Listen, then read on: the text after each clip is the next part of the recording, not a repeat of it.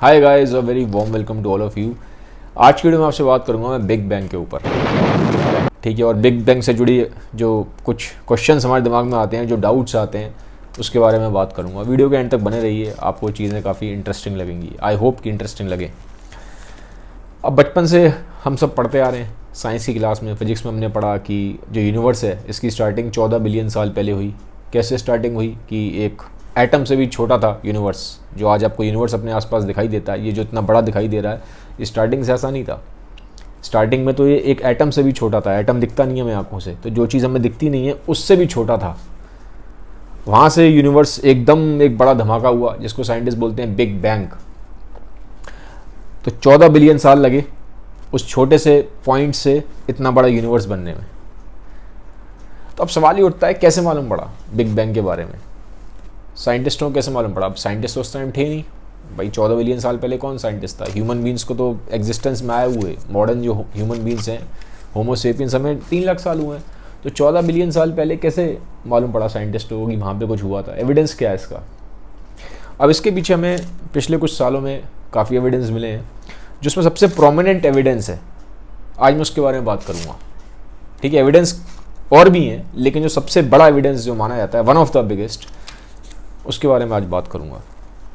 ये एविडेंस है CMBR, cosmic microwave background radiation. अब ये नाम सुनने में बड़ा टेक्निकल सा लग रहा है, इसको थोड़ा सा ब्रेक डाउन करेंगे, बट पहले ये देख लेते हैं इसके पीछे कहानी क्या है। अब देखो, साइंटिस्ट क्या होते हैं? साइंटिस्ट बाय नेचर बड़े क्यूरियस होते हैं।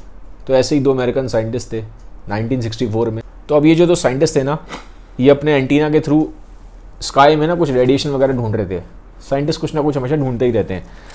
ठीक है, तो अभी हुआ क्या, इनके एंटीना ने ना कुछ रेडिएशंस को पकड़ना स्टार्ट कर दिया। अब इन्हें लगा कि ये रेडियो वेव्स हैं, बट जो रेडियो वेव्स का डायरेक्शन था, जो सोर्स था रेडियो वेव का, उससे इनका एंटीना अपोजिट डायरेक्शन में था। तो उन्होंने कहा ऐसे तो हो नहीं सकता भाई, ये रेडियो वेव्स का तो सोर्स ये रहा हमारा, और जो हमारा एंटीना है वो तो बिल्कुल अलग डायरेक्शन में। तो यानी कि अब जो इनका एंटीना जो रेडिएशन पकड़ रहा था वो रेडियो वेव्स नहीं थी, वो कुछ और थी, और बहुत ही फेंट था। बहुत ही फेंट सा कुछ रेडिएशन था जो उनका एंटीना पकड़ रहा था। तो वहाँ से इनको मालूम पड़ा कि ये कोई नई रेडिएशन है, जिसका नाम था CMBR। और इस रेडिएशन को डिटेक्ट करने के लिए, ढूंढने के लिए, इनको नोबेल प्राइज़ मिला। 1978 में मिला था इनको नोबेल प्राइज़।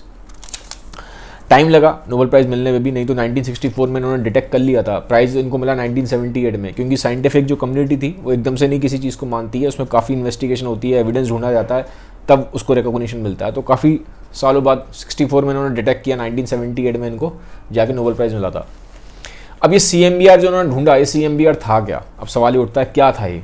कॉस्मिक का मतलब क्या होता है? कॉस्मिक का मतलब होता है जो हर जगह प्रेजेंट है, मतलब पूरे यूनिवर्स में प्रेजेंट है।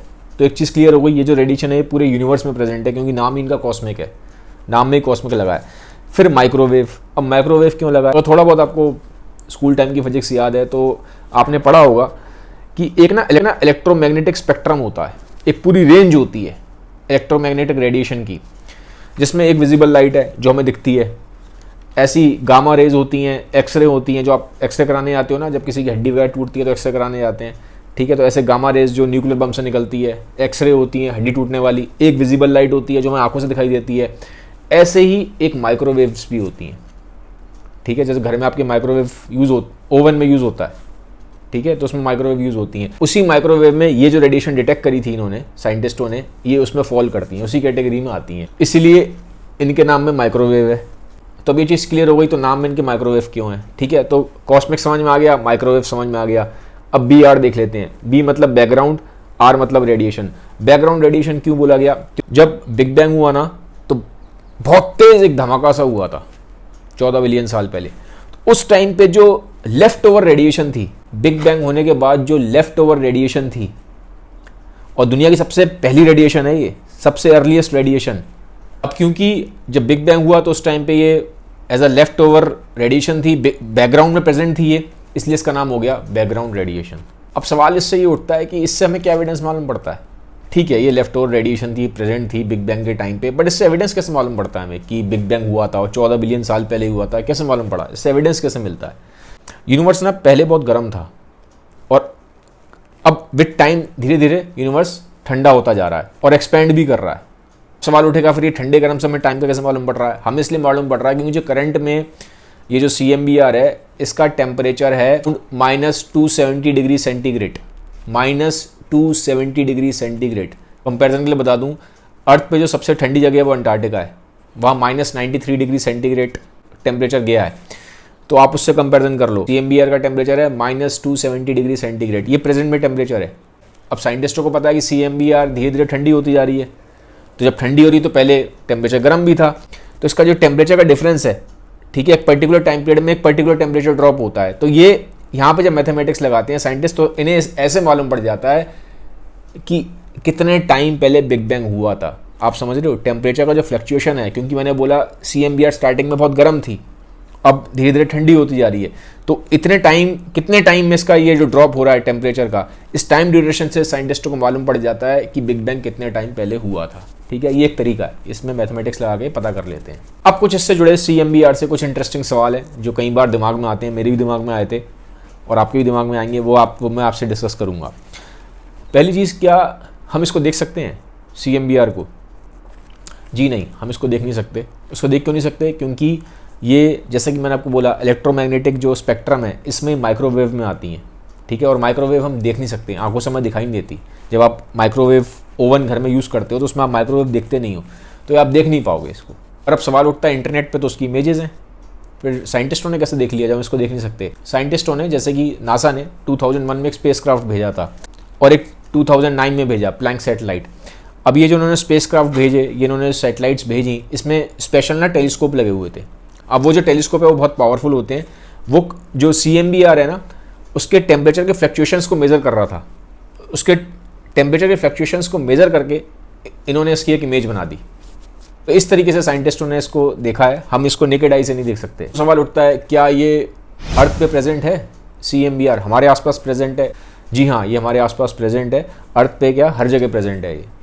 फिर आता है कि अगर ये हर जगह प्रेजेंट है, हमारे आसपास प्रेजेंट है, तो क्या हमें नुकसान पहुंचा सकती हैं? जी नहीं, हमें नुकसान नहीं पहुंचा सकती, क्योंकि इनकी जो एनर्जी है वो बहुत कम है।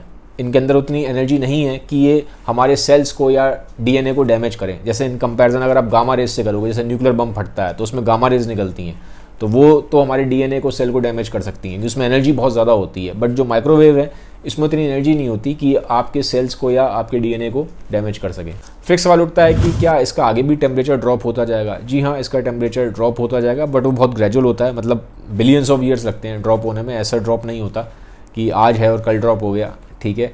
तो करंट में इसका टेम्परेचर -270 डिग्री सेंटीग्रेड है, एब्सोल्यूट ज़ीरो से सिर्फ अराउंड 3 डिग्री सेंटीग्रेड ही ऊपर है, तो काफ़ी ज़्यादा ठंडा है, क्योंकि एब्सोल्यूट ज़ीरो पे पहुंचना नामुमकिन है। उसकी वजह ये है कि फिज़िक्स के लॉज वहाँ हमें पहुंचने ही देंगे। फिज़िक्स के लॉज के हिसाब से एब्सोल्यूट ज़ीरो पे नहीं पहुंचा जा सकता, वो एक इम्पॉसिबल टास्क है। जनरली जो उसका टेम्परेचर होता है ना, उसी को हम यूनिवर्स का भी टेम्परेचर मान लेते हैं, ठीक है। इसी के टेम्परेचर को यूनिवर्स का टेम्परेचर अप्रॉक्सीमेटली मान लिया जाता है।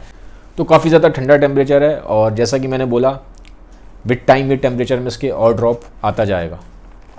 तो ये था आज का वीडियो। अगर आपके भी दिमाग में कुछ इंटरेस्टिंग क्वेश्चंस हैं तो आप मुझे कमेंट सेक्शन में उसके बारे में लिख के बताइए।